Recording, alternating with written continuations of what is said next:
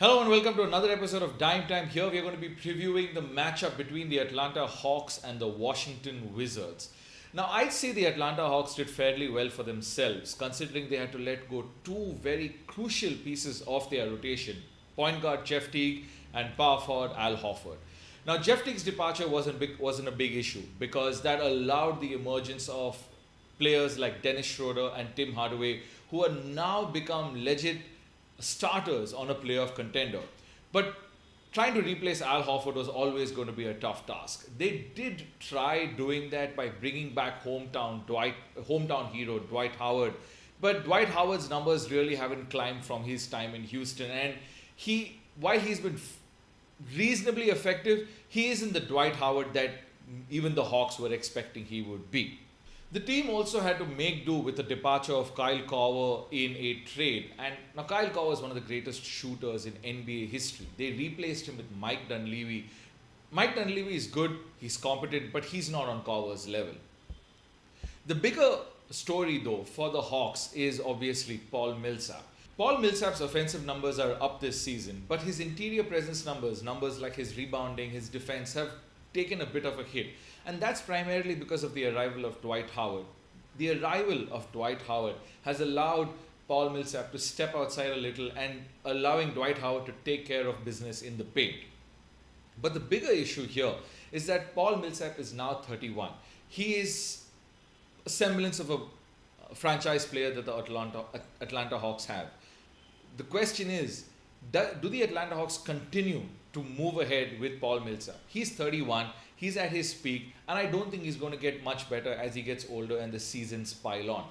It probably is in the best interests of the Hawk to let go of Paul Millsap now, trade him for a bunch of pieces, and then build around this small core they have going around with Tim Hardaway, Kent Bazemore, Dennis Schroeder, guys like Mike Muscala. They have a bunch of pieces. They are in the East. It's still a relatively easier conference. I think they can flip Paul Millsap for a bunch of better pieces. Moving on to the Washington Wizards, in my opinion, the feel-good story of the season.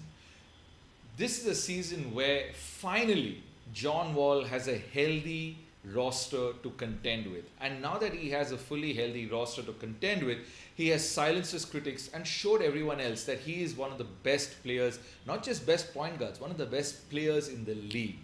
After starting the season just 16-16, John Wall has led his Wizards and they have blazed a trail across the year 2017, becoming the fourth best team in the year 2017, behind the Golden State Warriors, behind the San Antonio Spurs, and the Boston Celtics. That's not bad company. When you go 33-17 behind those three teams, I think you're in fairly good shape.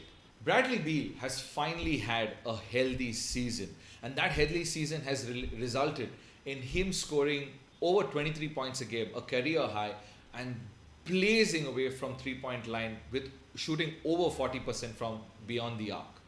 Another real benefit for the Wizards was the emergence of Otto Porter Jr. Now, Otto Porter Jr. last season was a guy who made regular appearances on Shaqtin' a Fool. From being on Shaqtin' a Fool to becoming one of the premier 3-and-D players in the league has to feel good for not only Porter but also for the Wizards. He has become a potent three-point shooter, and if you consider his athleticism, his length, and his size, he's also become a massive defensive threat for the Wizards. With Otto Porter Jr., with Beal, with John Wall, you throw in a solid Markieff Morris season, and of course and some sort of an emergence from Kelly Oubre Jr. Throw in Marcin Gortat, and suddenly you have a contender in the East that's ready to make some noise and possibly even make it to the Eastern Conference Finals. Coming to the head-to-head matchup between the Wizards and the Hawks, the Wizards won the regular season series 3-1. It was a perfect balance between a couple of blowouts, a couple of close games, and then the Wizards winning the series. I don't see that being too different in the playoffs as well. Sure, the Hawks have some fight in them, which was clear when they battled the Cleveland Cavaliers in their overtime game a few weeks ago.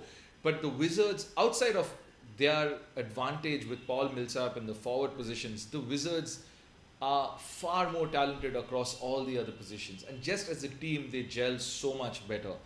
Maybe the Hawks steal a single game, but at the end of the day, this will be the Wizards series. I think the Wizards take this in 5. Thanks for watching. If you think you got something better to say, please leave a comment below and check out my other playoff previews.